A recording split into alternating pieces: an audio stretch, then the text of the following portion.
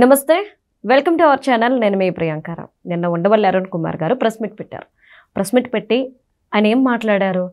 పవన్ కళ్యాణ్ గారు కోనసీమకి దిష్టి తగిలింది అన్న విషయం, రేవంత్ రెడ్డి గారు దేవుళ్ళ గురించి మాట్లాడిన విషయాన్ని, ఈ రెండింటినీ ప్రస్తావించారు. ఇది అయిపోయిన సబ్జెక్ట్. ఇంకా రాష్ట్రంలో ఎన్నో సమస్యలు ఉన్నాయి. మరి వీటి మీద కాకుండా వాటి గురించి మాట్లాడడం వెనుక ఏముంది? ఏదైనా రహస్యాన్ని, ఏదైనా హింట్ని ఎవరికైనా ఇస్తున్నారా అనే అనుమానాలు వ్యక్తమవుతున్నాయి. ఎందుకు ఈ విధంగా ఆలోచిస్తున్నారు అంటే, ఉండవల్లి అరుణ్ కుమార్ గారి మీద ఒక ముద్ర పడిపోయింది. ఆయన ప్రెస్ మీట్ పెట్టారు అంటే జగన్మోహన్ రెడ్డి గారికి ఇండైరెక్ట్గా ఏదో ఒక హింట్ ఇస్తున్నారు అని చెప్పేసి అంటారు చాలామంది. ఇది వాస్తవమో కాదో తెలియాల్సిందే. మరి ఈ నేపథ్యంలో అసలు ఆయన మాటల వెనక ఆంతర్యం ఏంటి అనేది తెలుసుకుందాం. మనతో మాట్లాడడానికి సీనియర్ జర్నలిస్ట్ సిఎస్ రావు గారు ఉన్నారు. ఆయనతో మాట్లాడదాం. నమస్కారం సార్. నమస్తే. ఉండవల్లి గారి ప్రెస్ మీట్ని మనం ఎలా చూడాలి అంటారు? ఇప్పుడు ఉండవల్లి గారు ప్రెస్ మీట్ పెట్టారంటే ఖచ్చితంగా చూస్తారు, అందరు వింటారు కూడా ఆయన ఏం చెప్తారని. ఎందుకంటే ఆయన కొంత ఇంటలెక్చువల్ సబ్జెక్ట్ ఉంటుంది, సీనియర్ పొలిటీషియను, ఇవన్నీ ఉన్నాయి. ఎంతో కొంత ఆయనకంటూ ఒక ప్రత్యేకమైనటువంటి గుర్తింపు ఉంది. అలాంటి గుర్తింపుని ఆయన మరొకళ్ళకి పరోక్షంగా సహాయం చేసేలా మాట్లాడటం అనేది నేను ఎక్స్పెక్ట్ చేయట్లా ఎప్పుడు కూడా. ఎందుకనంటే ఉండవల్లి అరుణ్ కుమార్ గారి నుంచి ఆశించేది ఏంటంటే రాష్ట్ర ప్రయోజనాల కోసం, రాష్ట్రం కోసం ఆయన మాట్లాడతారు అని. ఏ విధంగా అయితే ఉండవల్లి అరుణ్ కుమార్ గారు నేను సీఎం అవుతాను అనుకున్నాను పవన్ కళ్యాణ్ని, సీఎం అవుతాను అనుకున్నటువంటి పవన్ కళ్యాణ్ గారు ఇలా మాట్లాడతారు అనుకోలేదు అని చెప్పి అన్నారు. అదే తరహాలో ఉండవల్లి అరుణ్ కుమార్ గారు ఇలా మాట్లాడతారని నేను కూడా అనుకోలే. ఉండవల్లి అరుణ్ కుమార్ గారు ప్రెస్ మీట్ పెడితే కనుక ఖచ్చితంగా రాష్ట్ర ప్రయోజనాల కోసం, రాష్ట్రం కోసం మాట్లాడతారని నేను అనుకునేవాడిని. కానీ ఇలా మాట్లాడతారు అనుకోలే. ఇప్పుడు ఎందుకు మాట్లాడినట్టు? ఆయన అగ్నికి ఆజ్యం పోసినట్టే కదా.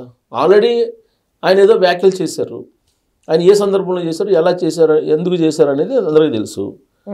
అది ఆల్రెడీ 2-3 రోజులు అయిపోయింది. ఇక్కడ కోమటిరెడ్డి వెంకటరెడ్డి గారు రియాక్ట్ అయ్యారు. ఆ తర్వాత దానికి రిప్లై ఇచ్చారు జనసేన వాళ్ళు. అదంతా అయిపోయింది.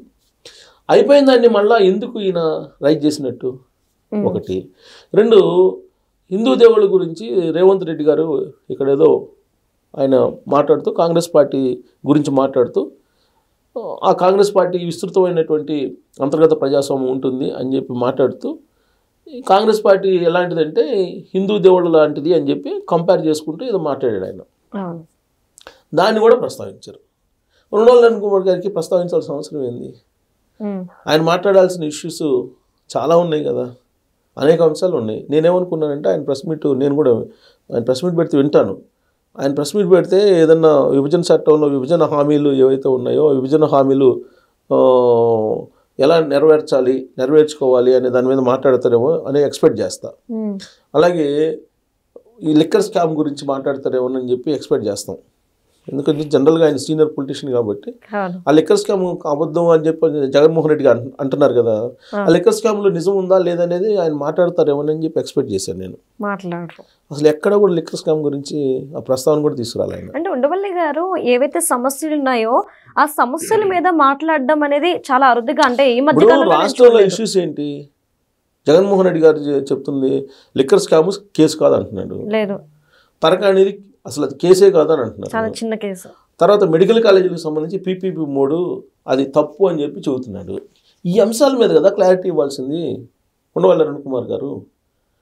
దాని మీద క్లారిటీ ఇస్తే ఆయన, అది ఇప్పుడు ఎవరు తప్పు, చంద్రబాబు నాయుడు గారు చెప్తుంది తప్ప లేదంటే జగన్మోహన్ రెడ్డి గారు చెప్తుంది తప్ప అనేది కొంతమంది ఒక సెక్టర్ ఆఫ్ పీపుల్ వెయిట్ చేస్తున్నారు. ఆ వాయిస్ ఎక్కడి నుంచి రావాలి? ఉండవల్లి గారి లాంటి వాళ్ళ దగ్గర నుంచి రావాలి. అవి ఎందుకు మాట్లాడలేదు ఉండవల్లి అరుణ్ కుమార్ గారు? అవి మాట్లాడరు. ఎందుకు? మాట్లాడితే నిజాలు బయటకు వచ్చేస్తాయి. ఉండవల్లి అరుణ్ కుమార్ గారు బేసిక్గా కాంగ్రెస్ పార్టీ అండి. కాంగ్రెస్ పార్టీ భావజాలం నరనరన్న జీర్ణించుకొని పోయినటువంటి లీడర్ ఆయన. దాంట్లో కూడా మళ్ళీ వైఎస్ ఫ్యామిలీకి అత్యంత విధేయుడు, అది అందరికీ తెలిసినటువంటి విషయం. రాజశేఖర రెడ్డి గారు అంటే ఆయనకి ప్రాణం. రాజశేఖర రెడ్డి గారు వారసునిగా జగన్మోహన్ రెడ్డి గారు ముఖ్యమంత్రిగా ఉండాలని కోరుకుంటాడు ఆయన. కానీ 2024లో ఆంధ్రప్రదేశ్ ప్రజలు ఆయన ఉండవల్లి కోరుకున్నంత మాత్రాన మేము కోరుకోం కదా అని చెప్పేసి 11 స్థానాలకు పరిమితం చేశారు. 11 స్థానాలకు పరిమితం చేసినంత మాత్రాన జగన్మోహన్ రెడ్డి గారికి అసలు ప్రతిపక్ష హోదా ఇవ్వాలా వద్దా అది కూడా మాట్లాడాలి కదా ఆయన. పోనీ ఇవ్వలేదు. అసెంబ్లీకి ఎందుకు వెళ్తలేదని చెప్పి ఉండవల్లి అరుణ్ కుమార్ గారు లాంటి వాళ్ళు అడగాలి కదా. ఏ రోజన్నా అడిగారా? అడగలేదు కదా. ఇలాంటి అంశాలు కదా ప్రస్తావించాల్సింది ఉండవల్లి అరుణ్ కుమార్ గారు. ఆయన ప్రస్తావించిన అంశం ఏంది? పవన్ కళ్యాణ్ గారు అలాగే రేవంత్ రెడ్డి గారు వీళ్ళిద్దరిని మళ్ళీ కార్నర్ చేసే ప్రయత్నం చేశారు ఆయన ప్రెస్ మీట్లో. ఎందుకు? కూటమిలో ఉన్నారు పవన్ కళ్యాణ్ గారు. ఆ కూటమి నుంచి బయటకు రావాలి అని వైఎస్ఆర్ కాంగ్రెస్ పార్టీ కోరుకుంటుంది. ఉండవల్లి అరుణ్ కుమార్ గారు కూడా దానికి ఒక వీలున్నంత వరకు అప్పుడప్పుడు ఒక టచింగ్ చేస్తుంటారు అనమాట. ఇప్పుడు ఈయన చేసినటువంటి వ్యాఖ్యలు ఏంది? తెలంగాణకి ఈ మధ్యకాలంలో మేము తెలంగాణకి వెళ్తాం, గ్రేటర్ హైదరాబాద్ ఎన్నికల్లో మేము పోటీ చేస్తామని చెప్పారు. అంటే కూటమి తెలంగాణలోకి ఎంటర్ అవుతుంది. తెలంగాణకి ఎంటర్ అయితే కూటమి ఎవరికి ఎఫెక్ట్? బీఆర్ఎస్ పార్టీకి ఎఫెక్ట్. బీఆర్ఎస్ పార్టీకి ఎఫెక్ట్ అంటే దాని అర్థం ఏంటి? వైఎస్ఆర్ కాంగ్రెస్ పార్టీకి ఇండైరెక్ట్గా ఎఫెక్ట్. ఈ రెండు పార్టీలను వేరువేరుగా చూడలేం కదా, ఒక తాళ్ళలో ముక్కల్లాగా ఉంటాయి BRS party and YSR Congress party. So కాబట్టి బీఆర్ఎస్ పార్టీకి దెబ్బ తగలకూడదని చెప్పి అక్కడ మాట్లాడారు. అలాగే ఇక్కడ రేవంత్ రెడ్డి గారు దిగిపోతారని చెప్పి అనుకున్నారు. రేవంత్ రెడ్డి గారు 10 ఏళ్ళు నేనే సీఎం అంటున్నారు ఆయన. సో ఆయన్ను బదనాం చేస్తే ఆయన దిగిపోతే బీఆర్ఎస్ పార్టీ బలపడిద్దేమో. ఇది ఈ యాంగిల్ బహుశా ఉంటే ఉండొచ్చు ఆయనకి. లేదంటే ఇప్పుడు ఆయన ఏ సందర్భంలో అన్నారు రేవంత్ రెడ్డి గారు ఆర్ఎస్ఎస్ బ్యాక్గ్రౌండ్, ఆయన ఎందుకు హిందూ దేవుళ్ళ గురించి కించపరుస్తూ మాట్లాడతారు? జనరల్గా హిందూ దేవుళ్ళు ఎంతమంది ఉన్నారు? ఆయనే చెప్పారు కదా ప్రెస్ మీట్లో, 3 దేవతలని 33 కోట్ల ఏదో చెప్తుంటారు. అవునా? అంతమంది దేవుళ్ళు ఉన్నారు. మరి ఒక్కొక్కరు ఒక్కొక్క దేవాలయానికి వెళ్తుంటారు కదా. ఇది వాస్తవమే కదా. ఇది ఉండవల్లి అరుణ్ కుమార్ గారు తన ప్రెస్ మీట్లో కూడా చెప్పారు కదా, అనేక మంది దేవుళ్ళు ఉంటారు. హిందూ మతం అనేది లేదు, సనాతన ధర్మం అనేది ఉంది అని చెప్పి ఆయనే చెప్తున్నాడు. మరి హిందూ దేవుళ్ళు నిజంగానే ఇప్పుడు కొంతమందికి శివుడు అంటే ఇష్టం, కొంతమందికి వెంకటేశ్వర స్వామి అంటే ఇష్టం, ఇంకొంతమందికి హనుమాన్ అంటే ఇష్టం, ఇంకొంతమంది అమ్మవారు అంటే ఇష్టం. ఇట్లా రకరకాల ఎవరి మనోభావాలకు అనుగుణంగా వాళ్ళు అదే చెప్పారు రేవంత్ రెడ్డి గారు. చెప్పే దాంట్లో కొద్దిగా ఏదన్నా కొంచెం అటు ఇటు ఉండొచ్చాము కానీ అదే చెప్పారు. అంటే అర్థం చేసుకోవడంలో కన్వే చేయడంలో మిస్టేక్ అయి ఉండాలి మేబీ. అంతే. ఇప్పుడు ఆయన తన పార్టీ కూడా అలాంటిదని చెప్పాడు. తన పార్టీ కూడా కాళ్ళలో కట్టిపెట్టే వాళ్ళు ఉంటారు పొలిటీషియన్స్. రాజకీయం అంటేనే అది. ఒకవేళ తట్టుకొని పడితే ఎమ్మటే లేచి వెళ్ళాలి. ఈ పార్టీలో ఒక్కొక్కళ్ళు ఉంటారు చెప్పుకునేదానికి చెప్తున్నారు, అలా చెప్పారు. అంటే పూర్తిగా వినకుండా. ఇప్పుడు అలాగే పవన్ కళ్యాణ్ గారు ఏం చెప్పారు? దిష్టి పెట్టారు కోనసీమ కన్నా. నిజంగా కూడా ఉద్యమ సమయంలో అనేక సందర్భాల్లో కేసీఆర్ గారు కానీ కేటీఆర్ గారు కానీ అనేక మంది కోనసీమ పచ్చగా ఉంటుంది, మాది నీళ్లు లేకుండా ఎడారిగా మారిపోయింది, తెలంగాణ వెనకబడిపోయింది, పచ్చని కోనసీమ అని చెప్పి అనేక సందర్భాలు అన్నారు. చాలా సందర్భాలు అన్నారు. ఇప్పుడు ఆ ప్రస్తావన తీసుకొచ్చి ఆయన మాట్లాడి ఉండొచ్చు. ఇప్పుడు ఇది జనరల్గా దిష్టి గురించి మాట్లాడాడు ఆయన, అంతే తప్ప తెలంగాణ వాళ్ళు దిష్టి పెడితే అది అయిందని కాదు.